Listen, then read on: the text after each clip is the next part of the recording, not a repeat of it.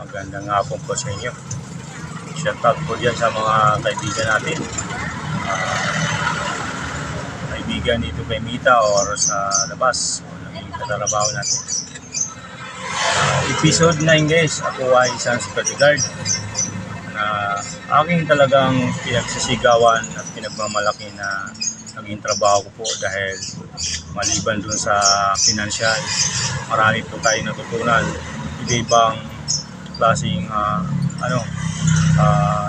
learning experience sa bawat napupunta nating kliyente at mga boss na paano sila mag-handle sa amin, maging good leaders at naunawaan yung trabaho namin at pinapaliwanag namin sa nila at tinatanggap naman pong paliwanag.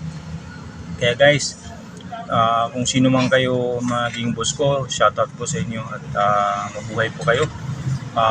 Hindi po namin kayo makakalimutan, lalo yung pagtulong nyo at pagbigay nyo ng time at panahon sa amin during mayroong mga oras na kami ay naalanganin.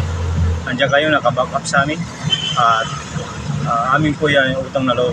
Samantala magkita ay andun pa rin po yung respeto na ating ibibigay sa inyo, tulad ng respeto nandyan ako sa inyo mga opisina or sa premises sa inyo na kliyente.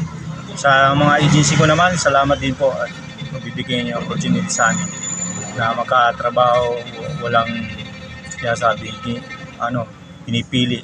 Basta kung complete requirements, tanggap po. Maraming salamat po.